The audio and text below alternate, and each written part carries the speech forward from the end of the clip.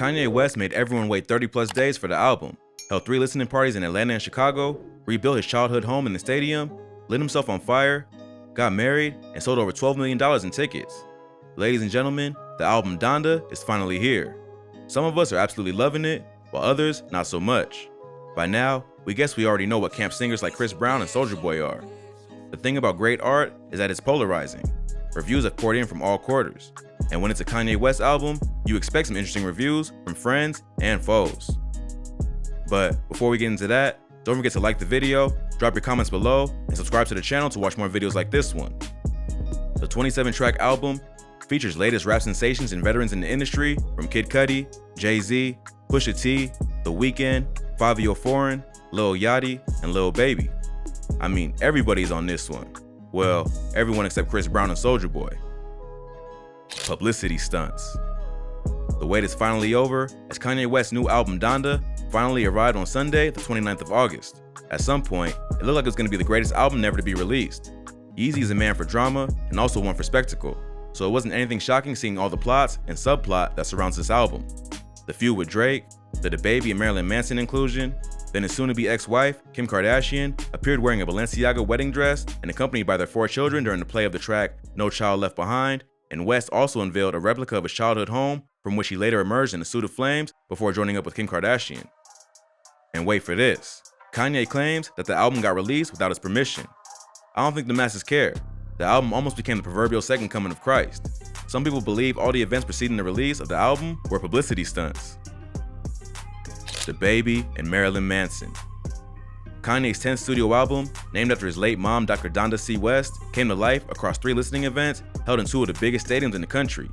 Thousands of people flocked to see Yeezus feed them good music, and millions more online watched as songs about God, family, divorce blasted through speakers, while a masked Kanye did push-ups and frolicked with DABABY and Marilyn Manson. At Chicago's Soldier Field, West brought both Manson and DABABY on stage with him during his Donda listening event. The trio posted on a set, replicating West's childhood home. Baby and Manson are not in the good books of the public. If anything at all, Baby shares a talkative nature with Kanye West. To fans, Baby made a homophobic remark, and yet that's the person that Kanye chooses to work with? With the world all for gay rights, it's only sensible that you avoid hate messages. Ye has said that despite the internet canceling DABABY over his controversial comments, he decided to move forward with their collaboration because the rock star rapper was the only person who said he would vote for me in public in the 2020 presidential election. As for Marilyn Manson, in February 2021, actress Evan Rachel Wood accused him of abuse. Wood wrote on Instagram, post-naming Brian Warner, Manson's real name, as her abuser. As for why Manson, who looked very out of place in the Chicago concert, was included, remained a mystery to fans. It was later confirmed by people that Manson's voice is featured on the Donda album. This definitely will not sit down well with some critics. They don't care if the collaboration is an attempt to comment on cancel culture, or Kanye is using these men as a religious metaphor. For them, neither is excusable. One interesting thing about the Donda craze is that it has sparked fury from all quarters for one reason or the other. Even the creator himself has a bone to pick with his bosses. Kanye had plans for his album. His record label had other plans. Kanye vs. Universal. Kanye West is telling whoever cares to know that Universal Music Group released Donda without its approval. I guess the guys in Universal were as pissed as the regular music fans on the street waiting on Kanye. He made these claims shortly after the album was finally released on streaming services on Sunday. He also claimed Universal had blocked a song featuring DABABY and Marilyn Manson from being on the record. Universal put my album out without my approval, and they blocked Jail 2 from being on the album. However, Jail Part 2 is currently available to stream and is no longer blocked. One wonders if the Donda release saga will end, or is all of this really a marketing ploy to push up the numbers? You know who doesn't care for all these dramas? You guessed right, the people. Fans' reactions to Donda. Fans of Kanye have rushed to social media to give their verdict on the viral album of the moment. You know when fans get involved, a lot of wild theories are thrown here and there, like Frisbee. And when the man involved is Kanye West, there's always something certain to talk about. Fans couldn't believe that Kanye actually dropped Donda, which features 26 new songs, after having first delayed it last year, and then again a few times this year. One surprised fan tweeted, "Yo, so Kanye actually dropped Donda?" Another commented, "Dropping the album on Sunday morning is so Kanye."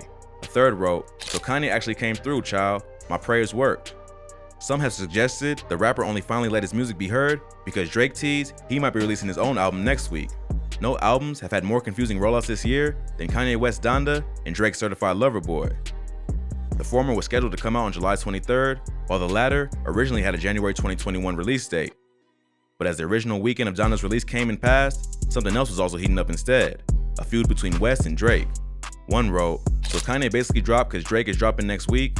A second said, "So Kanye heard Drake was dropping on Friday, so he released Donda now?" The fans might not be too far off from the Drake theory. After all, he took multiple swipes on Donda at Frizzy. On one track, he rapped, "Move out the way of my release. Why can't losers never lose in peace?" It would be interesting to see whether Drake has something for him in his up-and-coming project. Fans have also reacted joyfully with news that the second track, Jail, does indeed feature a guest verse from Jay-Z after earlier reports that it wouldn't remain on the album. Other early reactions have seen fans reacting to Kid Cudi's guest appearance and the fact the album seemingly contains no swearing. Kanye might be super pissed at Universal, but two artists who are very much furious with the veteran Chicago rapper are Chris Brown and SOULJA Boy. SOULJA Boy. SOULJA Boy and Chris Brown put their beef aside to collaborate together to go against Kanye. The pair, who have had beef in the past, looked like they were going to be part of the Kanye project. Meanwhile, Kanye had other plans. Rapper SOULJA Boy has called Kanye a coward for cutting his verse on the track Remote Control. Telling his side of the story on Twitter, SOULJA Boy alleged that Kanye removed his verse from the Donda song Remote Control. The rapper posted screenshots of his text message conversations with Kanye, in which Ye reached out to plan a collab and praise SOULJA's verse. In the text, Kanye even invited SOULJA to work on his upcoming Yeezy Gap campaign. Speaking to TMZ, the Crank That Hitmaker also called West a time waster. SOULJA is definitely not loving Donda right about now. He also took to Instagram and posted his verse on Instagram with the caption, "Here's my Remote Control verse. Kanye, #Donda." SOULJA Boy also condemned West in a series of tweets. If he didn't like the verse, he should have said that. "Don't text me acting like you f with it, then secretly take it off," he wrote in one tweet. "What kind of is that? I was working on my album too. I don't got time for this shit." He wasn't done just yet. He also tweeted on Sunday, "This Kanye, shaking my head. Tell homie don't hit my phone no more." Although it appears SOULJA wants to secure the bag, as he backtracked a little on the Kanye bandwagon, adding that he wanted to explain the situation to his fans so they're not in the dark about the whole situation. The rapper said that he wouldn't be against collaborating with Kanye again in the future. SOULJA isn't alone in the anti-Donda campaign. He had Chris Brown hop on that train too. Chris Brown. Chris Brown took to social media to air out his frustrations. According to Wrap Up, the singer's voice was heard on the Donda track New Again when it was first released on Sunday. However, the song was later replaced with a version that only features the voices of Kanye and the Sunday Service Choir, while Chris is now only credited as a songwriter. Kanye a hoe, Brown wrote on his Instagram story in response to the snub, Page 6 reports. In another post, the loyal hitmaker added, "Nah, he tweaking. He might not be getting love from Breezy, but Kanye has loyalists like Juicy J in his camp." Industry reaction. Like most people in the world, Juicy J wasn't exactly convinced that Kanye West would release his new album on time. In fact, he was willing to place a bet on it. On Thursday, August 5th, the rap legend used his Twitter account to propose a bet on whether or not Yeezy will meet the August 6th release date by unloading his new LP at midnight. 10K bet, Kanye won't drop his album tonight, Juicy wrote in the tweet, which he posted a half day after Kanye launched a live stream countdown for his Donda album. His prediction did come through, but we're not certain if anyone took his bet up. When it finally dropped, Juicy couldn't hide his excitement as he tweeted, "Oh, Donda dropped. Wake up." He wasn't alone in the excitement, as the singer Chloe also gave the album her approval. She tweeted to her millions of followers saying, "Donda is insane. Wow. Favorite project in a minute. Wow." Radio hosts of the world-famous Breakfast Club had contrasting opinions. Charlemagne, DJ Envy, and Angela Yee offered their thoughts on the new record. DJ Envy admitted that he hadn't listened to it, nor does he plan to, because of the way Kanye has been acting as of late. He even went as far as to call Kanye a clown, but Charlemagne gave his input and said he liked some of the tracks, but it didn't entirely click with him. "Upon first listen, it was lackluster for me," said Charlemagne, after he agreed with Yee that Jesus Lord Part 2 with Jay Electronica and The Lox was the best song on the album. Kanye has done it again, causing a great stir among friends and enemies. For some, his new body of work reaffirms the genius that he is. For others, this album is proof of his waning powers.